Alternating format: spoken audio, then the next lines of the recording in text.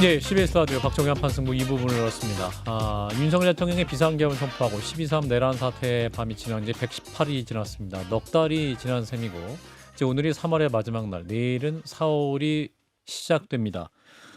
그렇지만 지금 윤 대통령의 탄핵 심판 선고, 보수 진영에서는 기각각하 주장이 나오고 있고 진보 진영에서는 8대0 인용을 전망하면서 지금 양쪽이 극단으로 나뉘어진 상황이기도 합니다. 보수 내에서 대통령 탄핵이 만약 기각된다면 혁명 수준의 민중 항쟁이 있을 것이다 라고 쓴소리를 내고 있는 분이 계십니다.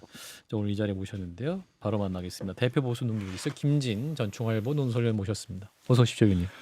안녕하세요. 예, 지금 바쁘게 좀 도착을 하셔서 일단은 변론 절차가 끝난 지 한 5주가 지났습니다. 근데 아직도 이제 헌재가 최종 선고기를 잡지 않고 있어서 지금 대체 헌법재판소 안에서는 무슨 일이 일어나고 있는 것이냐, 여러 가지 예측이 나오고 있고 지라시도 돌고 있고 한데 어떻게 보십니까, 위원님? 5대3 교착설도 나오잖아요. 예. 그래서 그 문영배 헌재 소장이 대행이 5대3 선고, 기각 선고를 피하기 위해서 시간을 계속 끌고 뭐 심지어는 4월 18일 퇴임 이후로 넘길지도 모른다. 이런 식의 주장까지 나오는데 저는 그렇게 생각하지 않습니다. 5대3은 거의 불가능하고 이미 8대0으로 헌재가 다 내부적으로 합의를 받고 선거를 계속 미루는 이유는 헌재가 대단히 정치적인 고려를 하는 집단이기 때문에 굉장히 거의 프로 수준의 정치적인 계산을 하고 있다. 선고 시일을 잡는 데에 있어서 핵심은 한국 사회에 지금 탄핵이냐 기각이냐로 맞붙어 있는 그 한국 사회 갈등의 열기, 이것이 굉장히 위험한 수준이기 때문에 헌재가 이 갈등의 열기를 계속 지금 시간을 끌면서 김빼기 작전을 하고 있는 것이다. 진을 빼는 것이다, 한마디로. 저는 이런 주장을 헌재가 선고기일을 연기할 때부터 해왔습니다. 지금도 그렇게 생각을 해요. 헌재의 진 빼기 김 빼기 작전이 이제 막바지 벼랑 끝에 왔다. 그래서 아마 이번 주 내에 늦어도 다음 주 4월 18일 넘기는 경우는 없고 이번 주 내가 가능성이 대단히 높고, 헌재가 굉장히 제가 판단할 때는 그 배짱이 있는 거죠. 배짱이 있는 것이다. 빨리 선고를 해라라는 그 양쪽의 압력을 지금 다 버텨내고 있는 거예요. 헌재가 지금 노리는 건 뭐냐? 진이 빠져서 탄핵이든 기각이든 빨리 선고해라. 이런 아우성이 최고조에 달하게끔 지금 만드는 거예요. 그러니까 헌재가 노리는 것은 8대0으로 이미 합의를 받기 때문에 그럼 헌재는 이 보수 쪽 탄핵에 반대하는 세력을 달래줄 필요가 있어요. 사회 갈등의 열기를 빼려면. 그래서 제가 한 3가지 정도로 3단계로 했다고 봅니다. 첫 번째는 최재형 감사원장과 검사 3인의 탄핵을 기각한 것. 맞습니다. 그래서 1단계 보수 달래기, 2단계는 한덕수 총리 대행을 복귀시켜서 국정의 안정화 조치를 취하고 한덕수 대행으로 하여금 조기 대통령 선거를 관리하게 하고, 그래서 그게 이제 2단계 조치예요.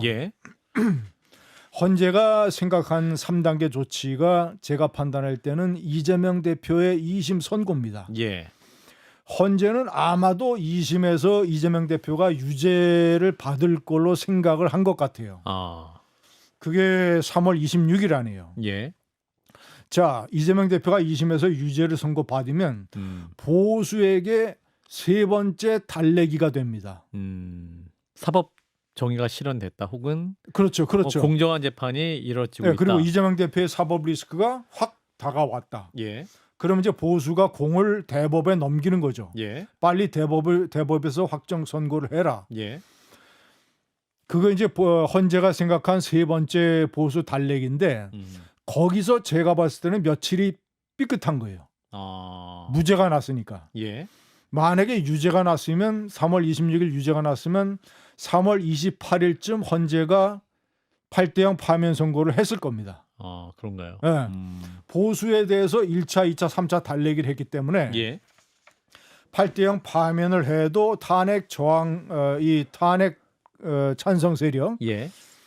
아니 탄핵 반대 세력, 파면 저항 세력의 열기가 상당 부분 사그러들었을 것이다.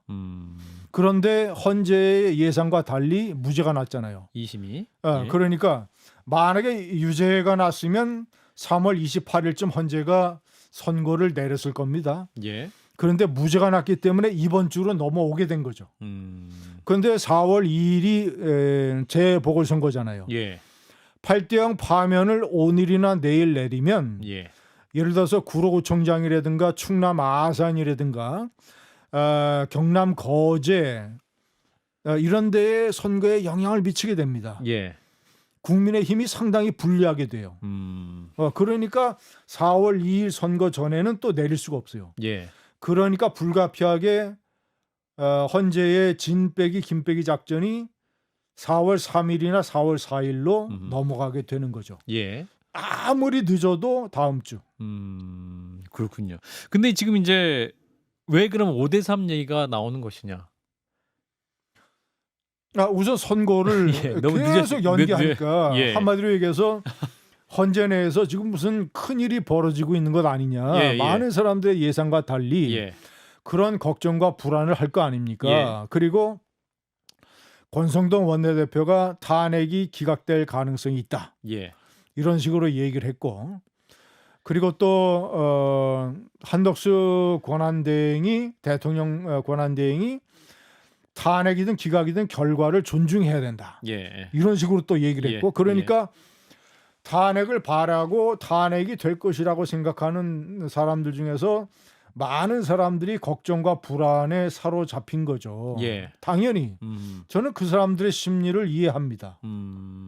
그렇지만 예. 이런 문제는 이런 대개 위기나 혼란의 시대에는 걱정과 불안과 초조에 각종 루머와 낭설과 추측과 찌라시가 난무하기 마련이에요. 항상 모든 큰 사건은 그렇습니다. 예. 그런데 그럴 때일수록 우리가 이 사실이나 논리나 이성으로 판단을 해야 돼요. 저는 한 번도 이 주장을 굽힌 적이 없어요. 예. 12월 3일 계엄이 났을 때 그 다음 날서부터 제가 주장을 했습니다. 윤석열 대통령은 탄핵 소추될 것이다. 그리고 8대0으로 파면될 것이다. 그리고 최종적으로 유무죄 판단은 법원이 하겠지만 일단 구속될 것이다. 예. 예. 그리고 최근에는 이제 제가 2주 전부터는 어떤 주장을 이제 덧붙이고 있냐면 예. 만약에 상상도 할 수 없는 일이 벌어져서 대통령이 복귀를 하게 된다면 기각된다면 하루 이틀을 버티지 못할 것이다.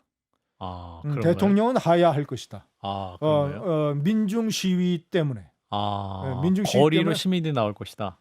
나오는 정도가 아니죠. 나오는 정도가 아니죠. 그러니까 예. 제가 이제 선거가 왜 연기되는가를 말씀드렸잖아요. 예.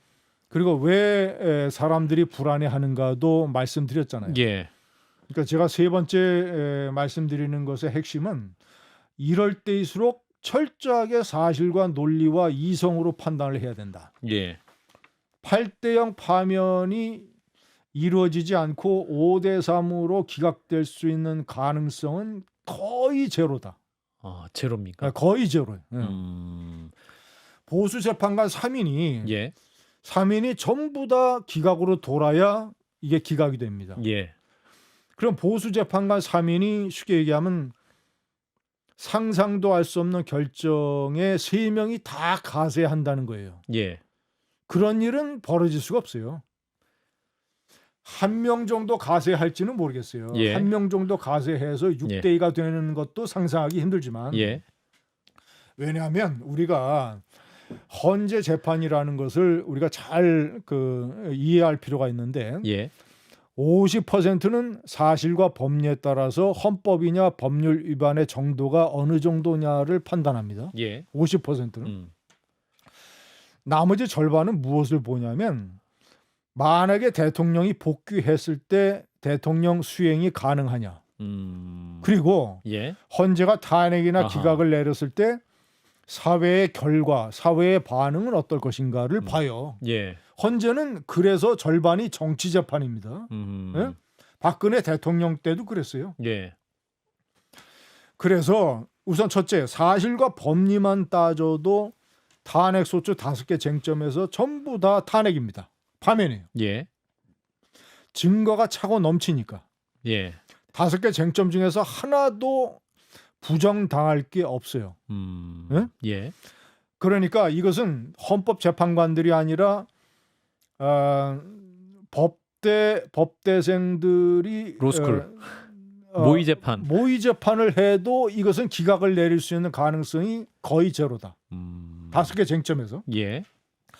자, 그러면 50%는 그렇게 결론이 나죠? 예. 나머지 50% 대통령이 수행을 할 수 있겠는가? 그리고 결과에 따른 사회의 후폭풍은 어떻게 될 것인가를 헌재 재판관들이 굉장히 면밀하게 봅니다. 예. 아마 제가 판단할 때는 집에 가서 예. 8명 모두 핸드폰 꺼내놓고 예. 유튜브 보고 뉴스 검색하고 댓글 보시고. 댓글 보고 이런 것들을 할 거예요. 예. 왜냐? 사회의 분위기를 알아야 되니까. 예. 틀림없이 할 겁니다. 윤석열 대통령이 복귀를 하게 되면 우선 직무수행, 정치, 외교, 군사, 안보, 사회적으로, 행정적으로 대통령을 못해요. 왜 못합니까? 우선 군 통수권자의 위신과 권위와 체면이 땅에 떨어졌어요. 주요 사령관들 여전히 지금 구속된 상태고. 그리고 부하들이 군 장병들이 대통령을 통수권자로 인정하겠습니까? 그리고 세계 제1류의 12경제대국 민주주의를 그렇게 망쳤다는 조롱을 받는 대통령이 세계 외교 무대에서 활동을 할 수가 있겠어요? 김건희 여사가 대통령의 순방 외교 따라다니는 거를 국민이 참아내겠어요? 그리고 행정적으로 이미 레임덕이 아니라 데드덕이에요. 예. 공무원들이 대통령을 행정 최고 책임자로 인정하겠습니까? 그것도 안 돼요. 경제 대통령 복귀하면 주가 폭락하죠. 환율 폭등하죠. 경제가 대혼란에 빠집니다. 예. 예? 때문에 대통령직 수행이 안 되고, 그리고 마지막으로 제일 중요한 결과에 따른 후폭풍은 어떻게 될 것인가. 한번 생각을 해보세요. 박 앵커. 예. 성난 군중들이 물리력을 행사하지 않아도 그 직전까지 한번 보면, 자, 만약에 복귀 기각 결정이 났다. 그러면 당일서부터 제가 제 유튜브라든가 또는 하여튼 제 방송의 댓글들을 유심히 보는데, 예. 이 탄핵 반대 세력들의 결의와 파면 요구 세력의 결의가 감이 달라요. 아, 그런가요? 민도나 민심이. 파면 요구 세력, 이 기각 반대 세력들은 댓글이라든가 반응이라든가 이런 것들이 내가 지방에서 내 아들, 딸 손잡고 지인들 손잡고 내가 상경한다. 평생 내가 데모 한번 안 해봤지만 이번엔 나간다. 그리고 이렇게 이런 계엄령으로 국민들에게 총뿌리를 겨누고 국민들의 삶을 어렵게 만든 대통령이 다시 대통령이 되는 상황은 내가 목숨을 건다. 진짜 뭐 이래 죽나 저래 죽나. 예. 아니 그런 댓글들이 제가 많이 보는데 그 감도가 뭐 탄핵 이 저항 세력들 이런 이제 극우 세력 이런 사람들이 막 비판하고 뭐 요구하는 것에 감도하고 달라요. 이거는 살아있는 저항입니다. 그리고 탄핵 반대하는 사람들의 반대는 상당히 굉장히 관념적이에요. 관념적. 기분 나쁘다. 어떻게 해서든지 이재명 집권을 막아야 되는데 예. 그러면 대통령이 자리에 있어야 되는 거 아니냐. 조기 대선을 하면 안 되는 것 아니냐. 예. 그런데 왜 자꾸 탄핵하라 그러느냐. 이런 관념적인 비판과 반대와 저항이 많아요. 그런데 파면을 요구하는 세력들의 감도는 그게 아니에요. 자기 생업이 달린 거예요. 특히 자영업자들. 예. 대통령의 계엄 때문에 내가 얼마나 지금 장사가 안 되고 살기 힘들어 죽겠는데 이거는 목줄이 달린 거예요. 예. 대통령 탄핵 기각이 내가 기분 나쁘다. 내가 살아온 인생관 우파 인생관하고 다르다.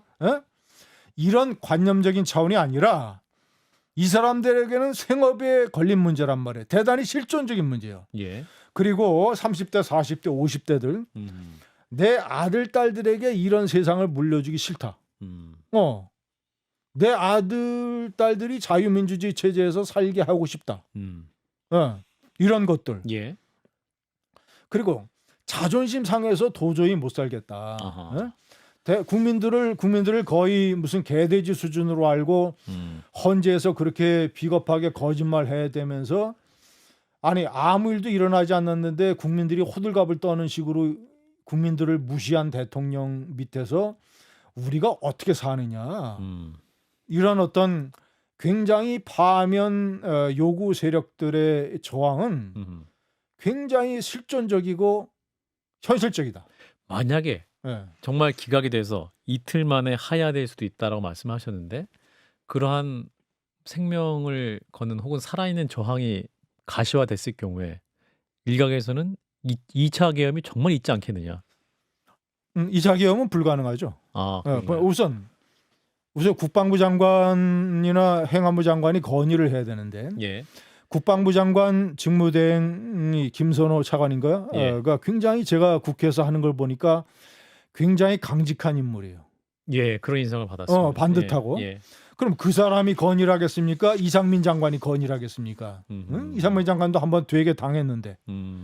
그리고 국무회의 심의를 통과할 수 있겠습니까?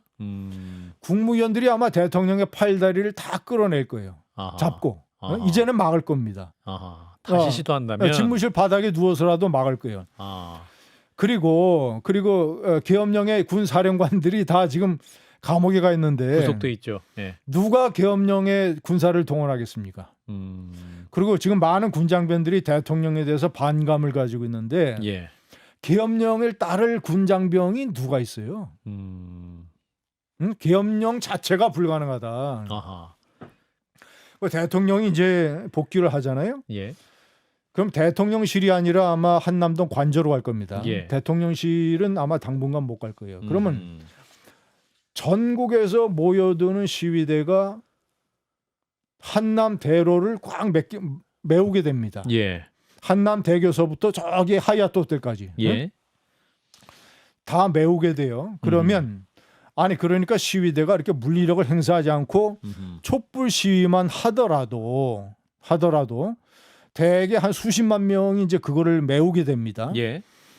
그러면 한남대교가 봉쇄되고 그리고 오른쪽에 동호대교, 왼쪽에 반포대교, 멀게는 동작대교까지. 예. 그리고 강변북로 올림픽대로가 다 마비됩니다. 예. 쉽게 얘기하면 그냥 서울이 마비되는 거예요. 마비되는 거예요. 비유하자면 심장의 가장 큰 관상동맥이 막혀버리는 거예요. 예. 그러면 심장마비잖아요.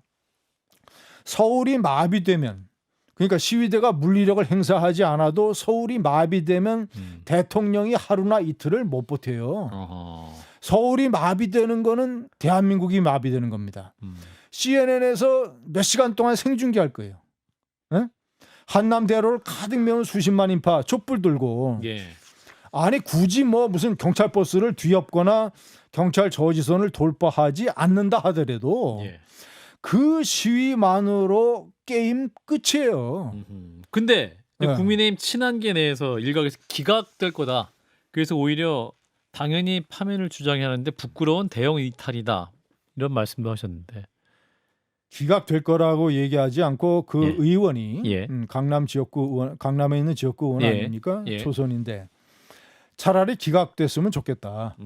그래서 왜냐하면 대통령 이재명 대표가 2심에서 무죄를 받았으니까 조기단이 있을 경우에 대통령 후보가 되는 거는 거의 기정사실인 것 같고 그러니까 조기 대선을 하면 지금 아무리 생각을 해도 국민의힘이 질 것 같다. 예, 그런 의미에서. 그러니까 이재명 대표 선거를 못하게 하고 예를 들어서 위증교사 사건 2심 또 재무죄를 노리거나 아니면 대법원에서 이제 무슨 뭐 그런 파기자판이라든지 파기자판 뭐 이런 가능성 없는 것을 노리는 게 차라리 낫지 그 정권을 주느니 이런 주장인데 예. 그것도 제가 봤을 때는 설득력이 없어요.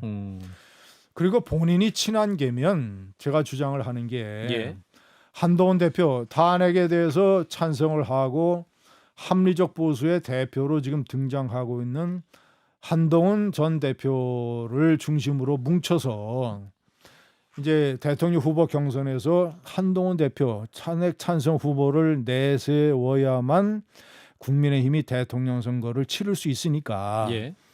한동훈 대표를 대통령 후보로 만드는 데에 진력을 해서 어려운 싸움이지만 그래도 이재명의 민주당과 싸울 생각을 해야지. 그게 그래도 결기가 있는 보수지. 지레 겁먹고 지레 겁먹고 벌써부터 무조건 대통령 선거는 안 된다. 한동훈 대표의 뜻과 달리 탄핵이 기각돼야 된다라고 얘기를 하면 안 된다는 거죠. 제 얘기는 제 예. 결론은 탄핵은 기정사실이다. 조기 대선일이 발표될 것이다.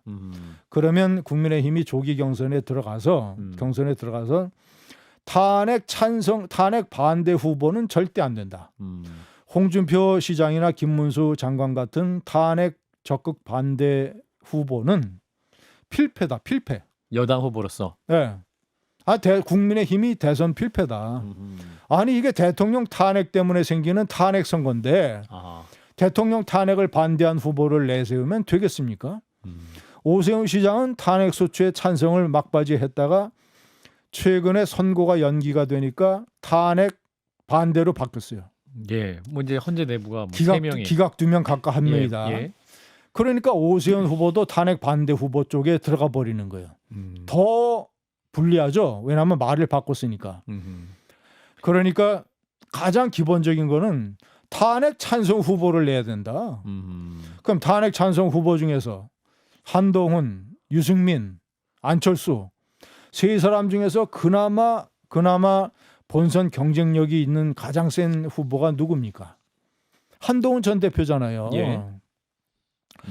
그러니까 지레 겁먹고 졌다 하지 말고 대통령 선거 구호를 잘 만들어서 예를 들어서 좌파 정권에 반대하는 국민의힘 우파 세력이니까 예를 들어서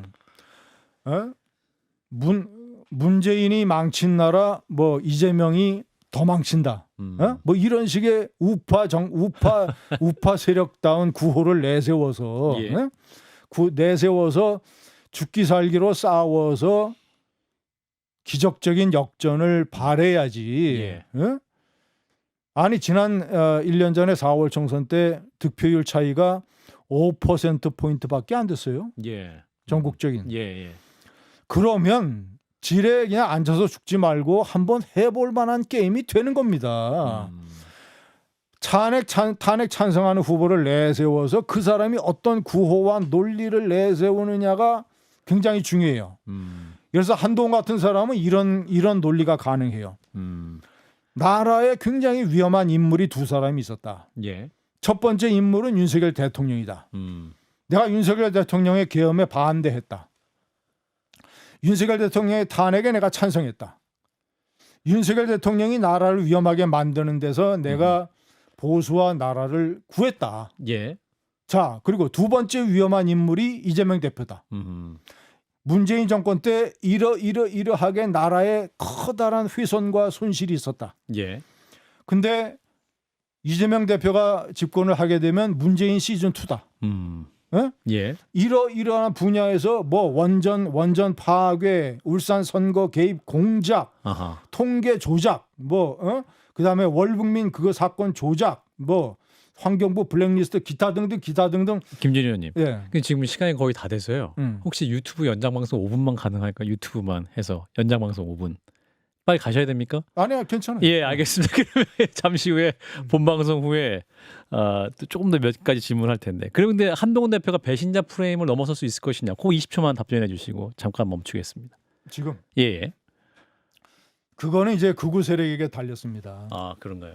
이제 탄핵 파면의 결정문을 보면 윤석열 대통령이 무슨 잘못을 했는가가 자세하게 적시될 거예요. 예. 그러면 극우 세력이 그거를 딱 읽고 강경 보수 세력이 빨리 현타의 시간이 와야 돼요. 아하. 현실을 느끼는 타임이 와야 돼요. 예.